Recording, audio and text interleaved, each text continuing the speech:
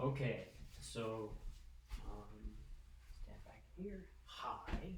So I am here as part of the NSA Gen Cyber Camp to explain the next step of some of the ideas of symmetric and asymmetric public key encryption.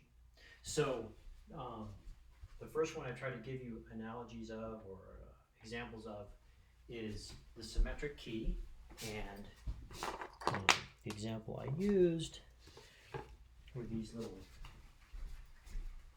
combination locks, and they're symmetric because the only way I can move this little part of the mechanism is if I have the proper code on the dial in here. And so I can't send this to someone in this unlocked state without having the key visible to everybody.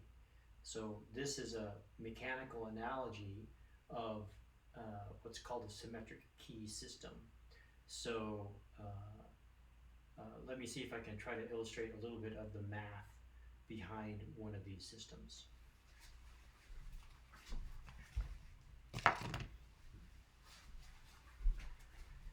So mathematically, what's sitting behind as far as the idea is it's a little, I think of it as like a little machine, an algorithm.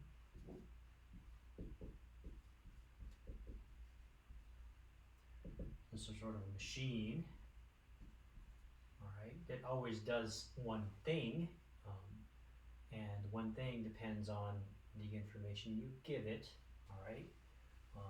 And so basically what these machines do is it gives a list of numbers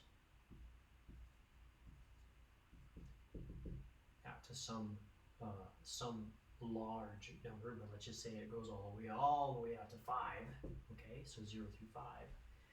And then the machine does what's called a permutation, and a permutation takes each one of these and maps them over to another choice. So maybe it takes 0 and maps it to 5, and then 1 is mapped to 2, so that'd be there, and then 2 gets mapped to 0, and 2, 3, let's say 3 goes to where 4 used to be, and then 4, there should be one spot left, which I forget because I didn't write this in this really structured box thing. 1, 2, 3, there's 6, there's 2 left. So we're missing a 0, put it there, and we're missing the 4, which we're going to put there, okay? So, so basically every number on this side is assigned a number on this side, and none of them map to the same place. So, so this thing is called a permutation. Sorry.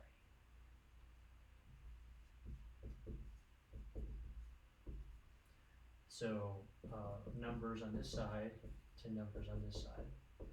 And if you knew the number here and you knew the algorithm, then you could pick out where, what you're saying, I guess in the end we have 5 going to 5, which is fine, there's no harm in that. So in this case, apparently 5 goes to 5, 4 goes to 3, 3 goes to 0, 2 goes to 1, 2, 3, 4, 5, 6. 1, 2, 3, 4, 5, 6. Did that right. 0 goes to 2, 1 goes to 4, 2 goes to 1, 3 goes to 0, 4 goes to 3, and 5 goes to 5. So if you knew this side, then you could use this machine and get to that side. It would be applying the permutation, all right? And then on the other hand, since everything's unique, if you're on this side, you can figure out how to go back. So if you knew this number, you could go back and say, well, that originated, oh, I should just draw arrows, originated at, this is the 4th one down there. So 0 on this side comes back to 3 on this side, okay?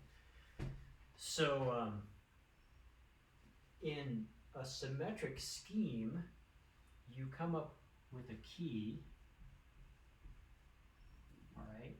And each key makes a unique machine, all right, that makes one of these permutations, all right? So the key picks out some permutation.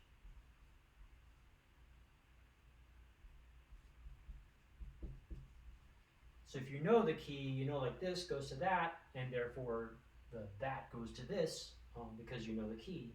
If you didn't know the key, you wouldn't know which permutation, and you wouldn't be able to figure out which way it goes what way. All right. So you could take codes on this side and map them to codes on this side. And if no one knew the key, then it would be quite difficult to go backwards, right? And so the key is sort of the secret, that is the symmetric key that you share, all right? And then back and forth, these are called the code books.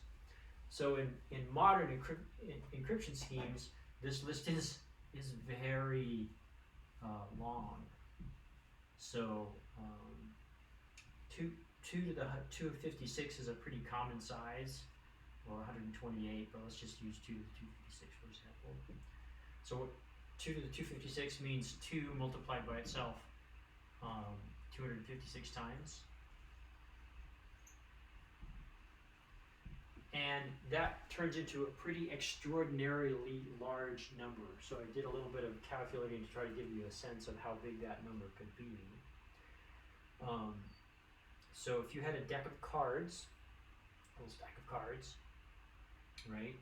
And you just try to write these numbers down. So just on each card you had 0, then 1, and just kept on going until you wrote the last number down. You had 1 card for every one of these in choices. How tall would that deck be? So it turns out that your typical estimating a typical deck of card is about 2 centimeters, or very roughly an inch high for 52 cards. This deck of cards would extend around the known universe 1 billion billion billion billion billion times before you'd have enough cards to go from this to just list out these cards. All right, and so somehow thinking that you were going to guess which card came from one end to this end turns out to be, obviously from a human standpoint, ridiculously past impossible. And the size of that number is designed to be, it's also beyond impossible for every known set of computational resources out there. If you took all the computers and put them on atoms on the planet, there still would not be enough around to work through some sort of a guessing system that makes that work out. So, so the idea is the key generates a mapping between, it's called a permutation, between a quite long list of codes over to another long list of codes. And I guess the next step to understand is information can be translated into just a bunch of numbers, and then you take each one of those numbers essentially and map them through this kind of a scheme. You can send this stuff through more of a public channel of some sort, right? And those numbers can make it over the internet or on a piece of paper or something like that. Someone else who has the key can go backwards and recover the original codes. So this is the core sort of mathematical idea that is behind what are called symmetric keys. And then kind of looping back, again, let me go grab the piece of. So again, this is analogous to this idea that you can, in order to go forward, right, that's to apply the permutation, you have to have the key to apply it. So that the analogy to that is, I can't unlock, the action of locking, right, you have to start from an unlocked state going to a lock state. For this kind of a lock, I need to have the key in order to be able to do that operation. And then, of course, if I have the key, I can reverse it as well, and that would be the act of unlocking in that case. So in the symmetric key case, the only way this thing operates is if I actually know the key, then I can go from its unlocked state to its locked state, and from its locked state to its unlocked state.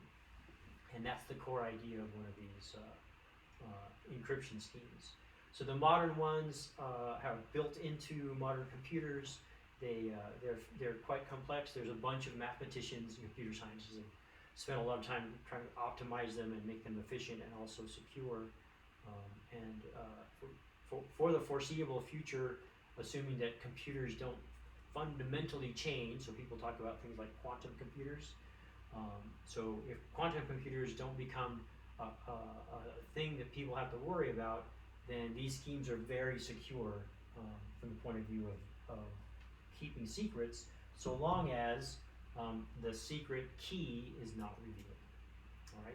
So that is the kind of the core mathematical idea that goes behind what is called a symmetric key scheme. And there's different algorithms that kind of work like this. They have different names. The one that you make, I guess, to give you a name out there that is quite popular. So AES is a quite common scheme out there that's used for all kinds of systems these days, and is built into computer chips anymore because it's so common.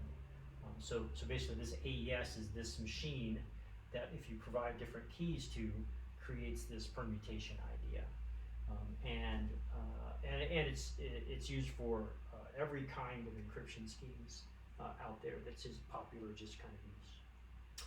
Okay, so I'm going to stop with that one, and then move on and try to explain the idea of the mathematics behind an asymmetric scheme in my next recording.